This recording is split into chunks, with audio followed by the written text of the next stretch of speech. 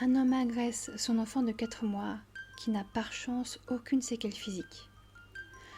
Un adolescent de 12 ans se jette par la fenêtre pour échapper à son beau-père. 2 bébés retrouvés sans vie dans une valise en Haute-Savoie. En Belgique, une adolescente de 14 ans tue par un homme qu'elle a rencontré sur Snapchat. Le corps d'un homme de 88 ans retrouvé à son domicile de Givenchy en Goën. Une enquête pour homicide ouverte, sa fille avoue. Olivier Gérard, 52 ans, est retrouvé sans vie dans la forêt de Sainte-Croix-en-Plaine près de Colmar. Bonsoir à toutes et à tous, j'espère que vous allez bien. Je suis Samanthy et bienvenue dans les vidéos du samedi dédiées à l'actualité crime et disparition de la semaine.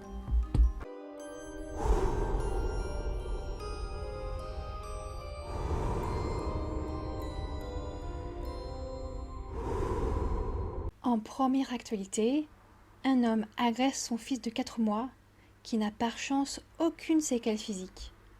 Le mardi 3 janvier 2023, un homme de 34 ans se rend à la mairie de Senon, en Gironde, là où travaille son ex-compagne, Ranouche Essaouri, âgée de 40 ans, qui est avec son fils de 4 mois. L'homme, son ex, se saisit de Swayman, son fils de 4 mois, lui passe une corde autour du cou, puis le soulève et le secoue. L'agression est extrêmement violente et rapide, face à la mère et tout le personnel de la mairie. Le père est très rapidement arrêté par les collègues de travail. La police municipale le place en garde à vue pour violence volontaire sur mineur de moins de 15 ans par ascendant. Le père sera jugé le 25 février. Il a demandé un délai pour se préparer au procès. Son fils est conduit à l'hôpital pour y être examiné. Par chance, son pronostic vital n'est pas engagé. Un adolescent de 12 ans se jette par la fenêtre pour échapper à son beau-père. Nous sommes dans un immeuble de Champigny-sur-Marne, dans le Val-de-Marne, le mercredi 4 janvier.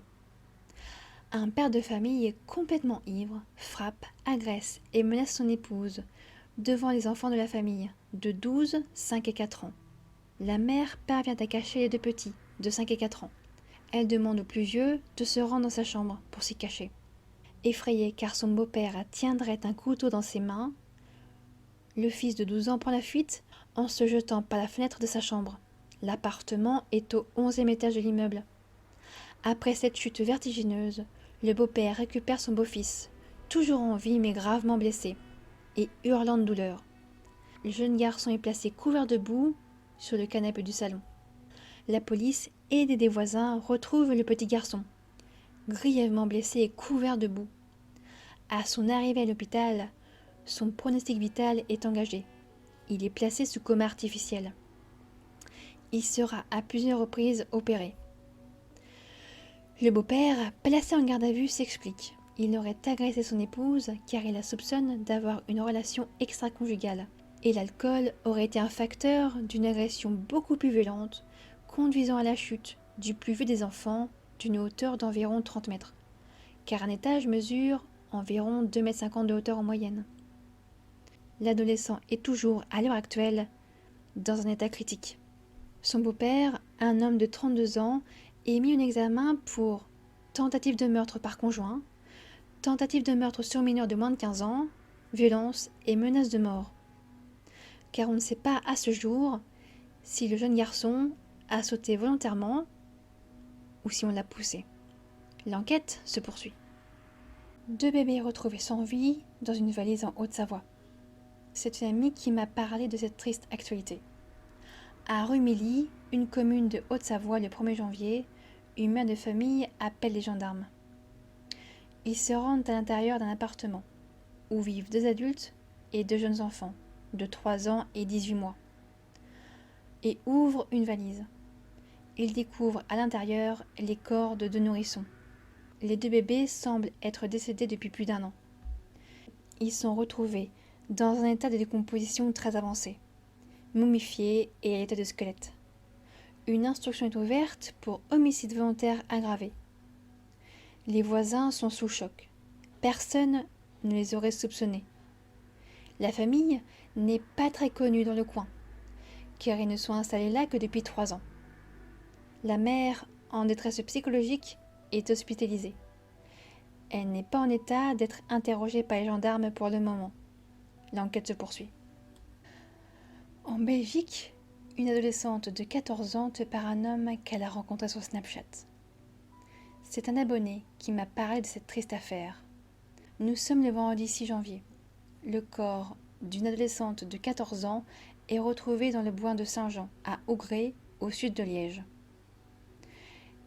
Elle est sur le dos, une partie du crâne très abîmée par une pierre retrouvée non loin du corps. Une enquête est menée, car l'auteur du crime avait été identifié quelques heures plus tôt.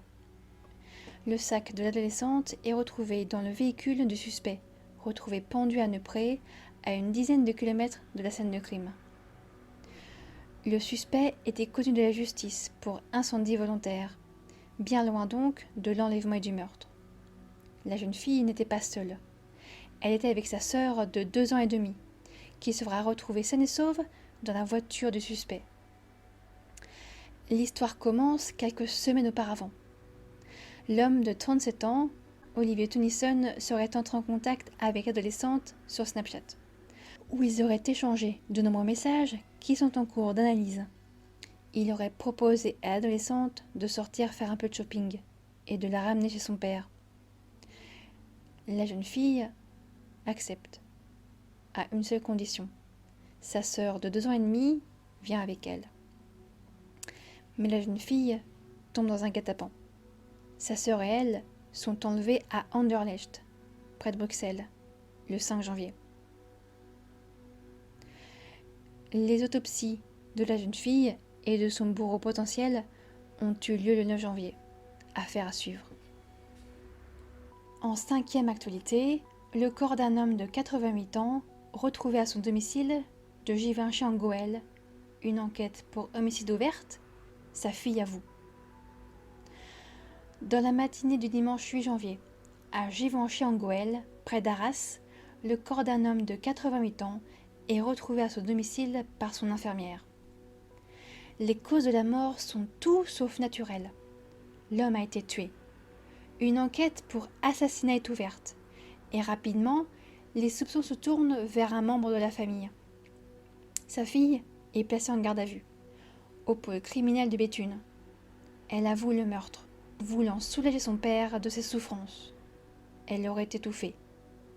Pour clore ces actualités, Olivier Girard, 52 ans, est retrouvé sans vie, dans la forêt de Sainte-Croix-en-Plaine près de Colmar. Olivier Girard avait été porté disparu depuis le mercredi 4 janvier à Colmar. Le professeur de mathématiques était parti sans portable ni papier d'identité. Son corps est retrouvé le dimanche 8 par un chasseur, en forêt de Sainte-Croix-en-Plaine dans le Haut-Rhin. Les premiers indices écartent la piste criminelle, le corps ne présentant aucune trace de violence. Une autopsie va être réalisée pour connaître les causes exactes du décès d'Olivier Girard. L'enquête continue. Je vous remercie d'avoir pris le temps de regarder ou d'écouter ces actualités jusqu'au bout. N'hésitez pas à partager vos ressentis et avis en commentaire. Je vous donne rendez-vous mercredi soir pour une nouvelle histoire. Passez un très bon week-end, prenez soin de vous et de vos proches, et surtout, n'oubliez pas,